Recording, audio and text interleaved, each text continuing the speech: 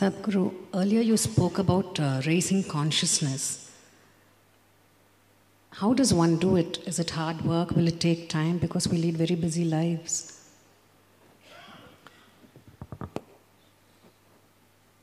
So right now, because societies have lived in extended periods of poverty, right now our whole consciousness is ruled by economics. This is only because we've been poor for too long.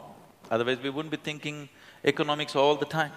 Today, we're thinking of economics as if it's the ultimate be-all of everything. It's not so. It is only a means to live well. But today, every society, every nation is talking about economics as if it's the highest goal in life.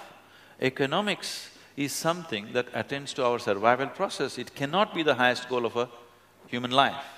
But we are talking like this because we have had extended periods of poverty, certain sense of insecurity in human consciousness that we are thinking money is going to fix everything for us. Maybe it'll take 2 generations of affluence to realize that it doesn't fix everything. It just fixes some things, yes, which is needed. I'm not talking against it.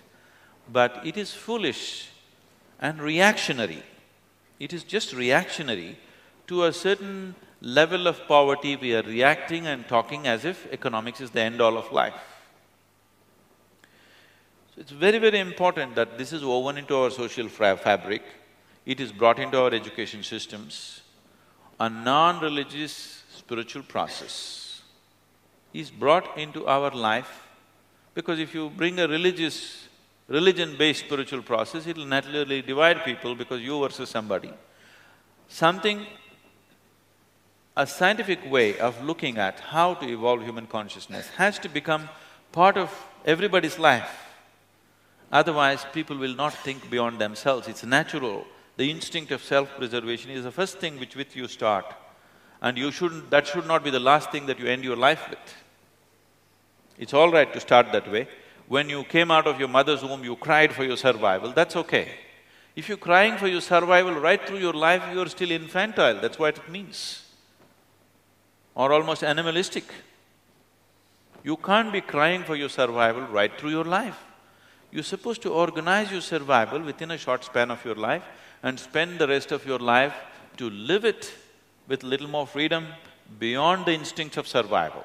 Only when a human being is not driven by his instinct of survival, he is loving, he is compassionate, he is involved, he is capable of things that human beings can do.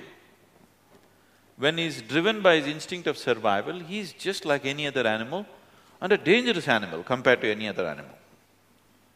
Isn't it? A very dangerous animal, because he's come with certain capabilities. Sadhguru, can you share something on how to build goodwill and manage perceptions? I'm sorry? How to build goodwill and manage perceptions. Okay. So how to build goodwill? You know, we were conducting a program for the top 40 executives at Microsoft. It was a one-day event. And I had about 8 volunteers with me. And you know how our volunteers are, they're fired up. They're all over the place doing things.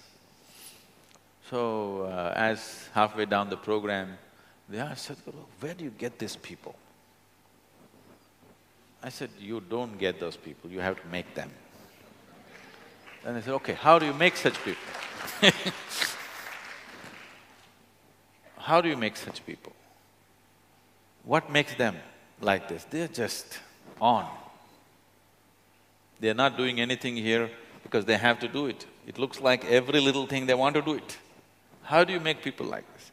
I said, the problem with them is they've fallen in love with me.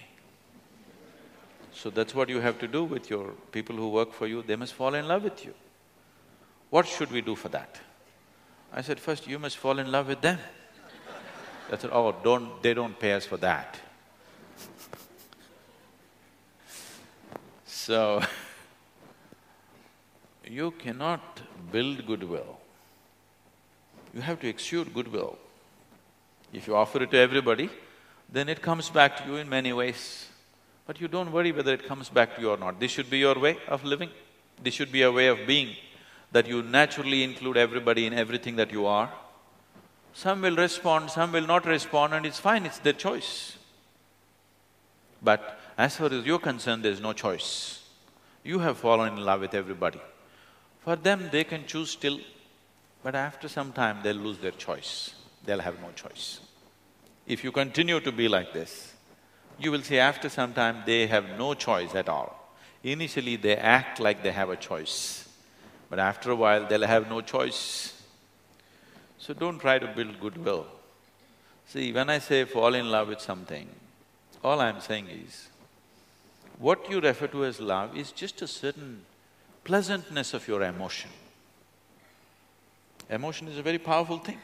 Though people talk all intellectual nonsense, still world is driven by human emotion. Yes? Isn't it so? Who gets elected is still driven by emotion, isn't it? Who is popular in the country or in the world is still driven by emotion, isn't it? People that you have never set your eyes upon, they're the people you're in love with. Please see. Yes? You see an Amitabh Bachchan or a Tendulkar or a Brad Pitt or somebody, or maybe Angelina Jolie, I'm sorry, I'm leaving it. You are in love with people that you have never seen, because that is the nature of your emotion. So emotion is a powerful tool. So if you can manage a steady sweetness of your emotion, you're in love with everything around you. If you're like this, people can't help it. They'll fall. This is not a trick.